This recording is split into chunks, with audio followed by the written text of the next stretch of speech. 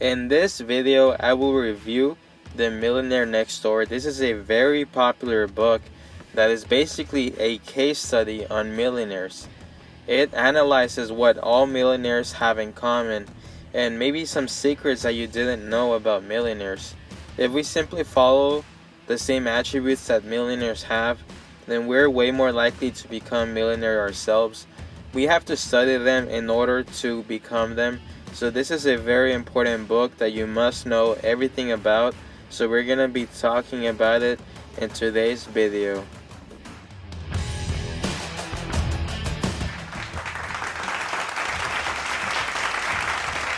What's going on, subscribers? Welcome back to another brand new video from the Flaming Profits YouTube channel, where we teach you how to become a more profitable investor in the stock market.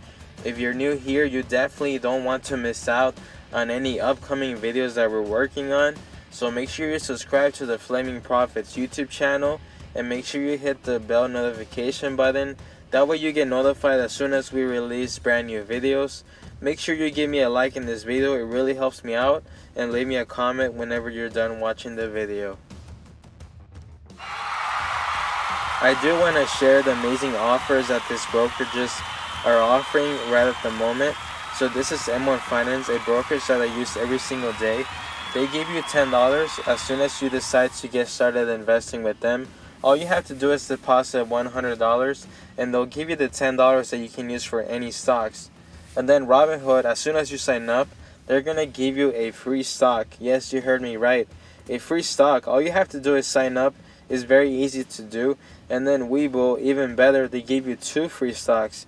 You definitely don't want to miss out on this, so make sure you use the link that I have in the description so that you get your 2 free stocks. And then we have the Discover Secure credit card. I use this every single day. They give you 1 to 2% cash back on every single purchase that you make, and they're actually offering a $50 sign up bonus. So it's $50 of free spending money as soon as you sign up. No reason why not to do it. It'll help you build your credit, and there's a lot of benefits of using credit cards. So make sure you check it out. The links are in the description. Alright, so let's discuss the concepts of The Millionaire Next Door. The Millionaire Next Door was originally published in 1996. It was updated and republished in 2010. It is considered by many individual investors and entrepreneurs a classic, must-read personal finance book. So it goes pretty much hand in hand with Rich Dad Poor Dad, which is another classic personal finance book. This book, The Millionaire Next Door, it isn't a how to become a millionaire book, but rather a compilation of observations about how the thoughts and actions of self-made millionaires differ from those of typical middle-class worker. So this is great because it's analyzing the differences. That way it is obvious what you must do. The basis of the content comes from a 20-year study of more than 1,000 real-world millionaires. From the study data, the authors drew paradigms and conclusions about the keys to building high net worth. How do millionaires think? So basically, it is a case study that they did, and based on that study, they found a lot of conclusions that they share to you in this book. The deductions drawn from survey responses confront preconceived notions of what it means to become wealthy. In particular, most people assume that being a millionaire means having enough money to never worry about how much you spend, and that the keys to accumulating wealth are to inherit it from successful parents or relatives. So this is what people normally think a millionaire must do to become a millionaire. Earn advanced degrees at the best universities, be smarter or more intelligent than others. But in reality, the results of their real-world studies showed that most millionaires live below their means and carefully plan their lifestyle expenses. They also showed that the keys to building a high net worth were more likely to be the application of solid, ongoing work ethic, application of consistent, long-term saving habits, the enduring self-discipline to spend less than they earn and invest a balance.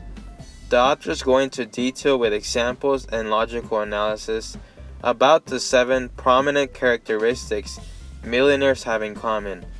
Number 1, they have conservative lifestyles.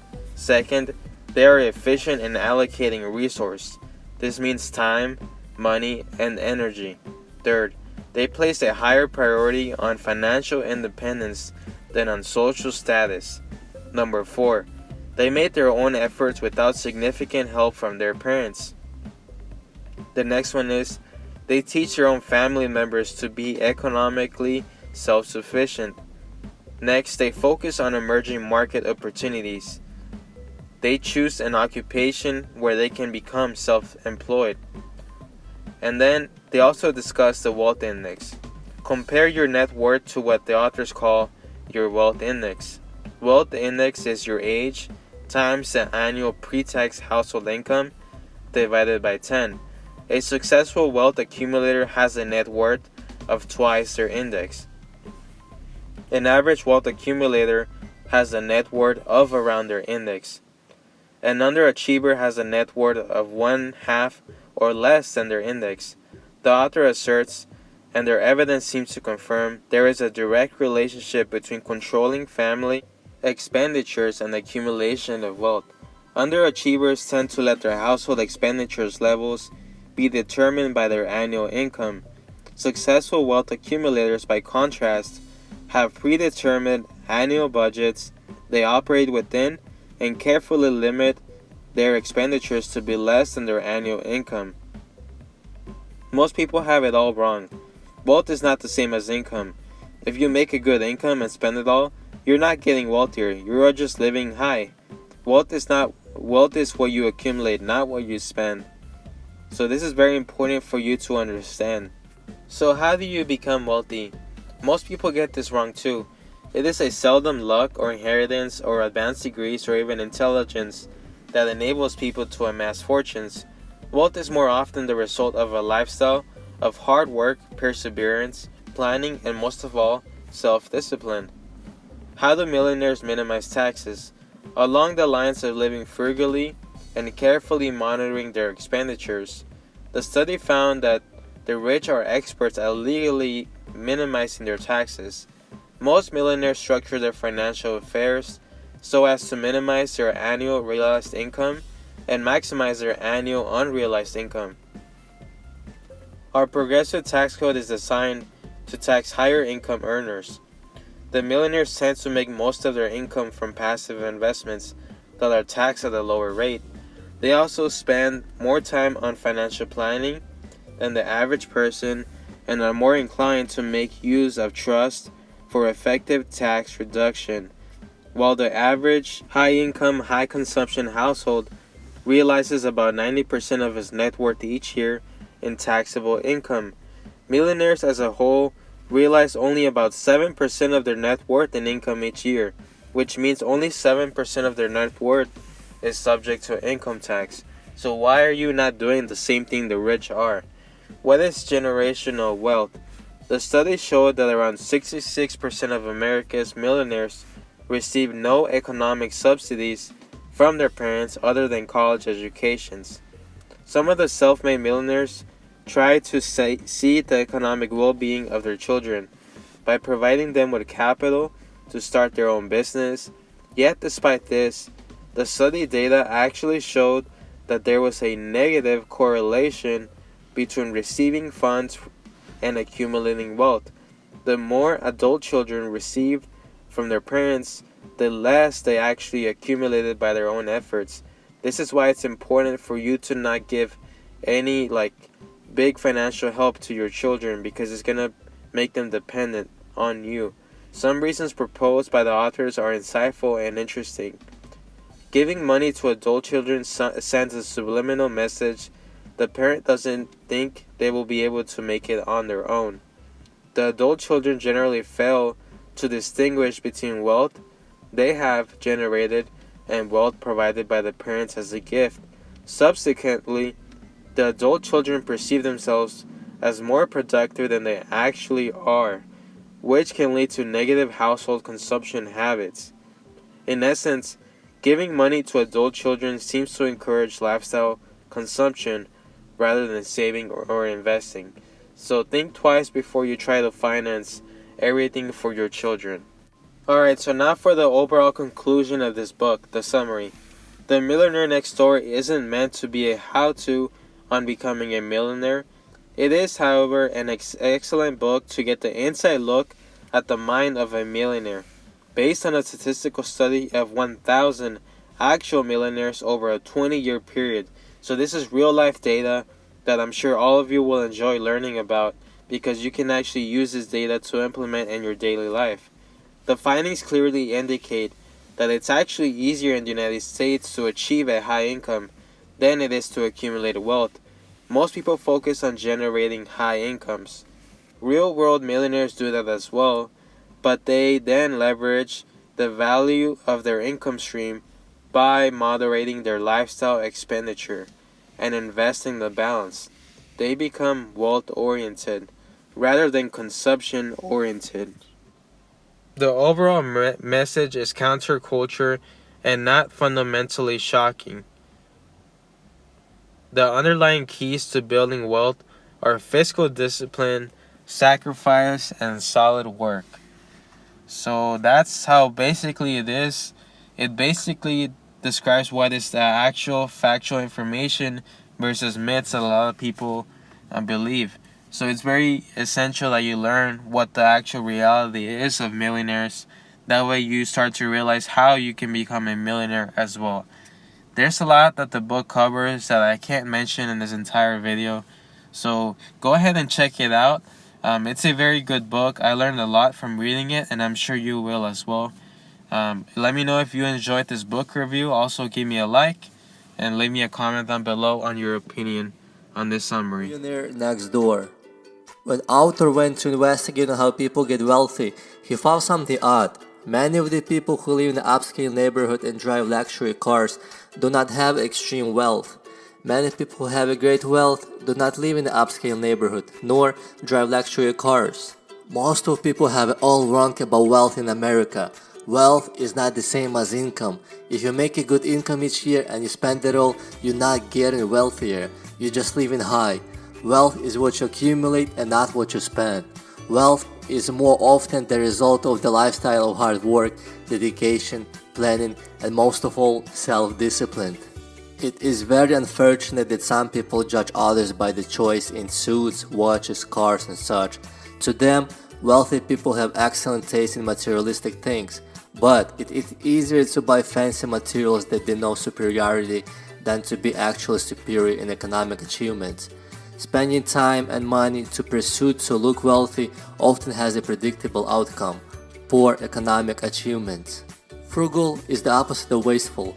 Definition of wasteful is a lifestyle with a lavish spending and hyperconsumption. A self-made millionaire once stated, "I can't get my wife to spend any money." Most of the people will never become wealthy in one generation if they marry to people who are wasteful. A couple cannot accumulate wealth if one member is the hyperconsumer. Do you know how much money your family spends each year for food, clothing, and shelter?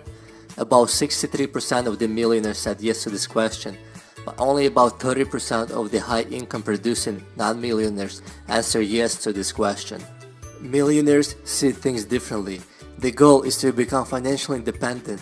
For example, one wants to have a $5 million by the time he retires. Overconsumption has a one-to-one correlation to achieve this goal. Be self-disciplined, control your consumption. It reduces the probability of allocating too much money to products and services that are not really important. Always be goal-oriented. I have a clearly defined set of daily goals, weekly goals, monthly goals, annually goals, and lifetime goals. I even have goals when I go to the bathroom, if you know what I mean. 99% of the millionaires are goal-oriented. It is almost impossible to be first-generation millionaire without goals. Define your short-term goals and long-term goals clearly. Write it down on the paper where you can see it every day. Do you spend time to plan your future? Millionaires spend significantly more hours per month studying and planning their future investment decision than high-income non-millionaires. Too many high-income, low-net-worth type of people live from paycheck to paycheck, fearing a sudden downturn in the economy.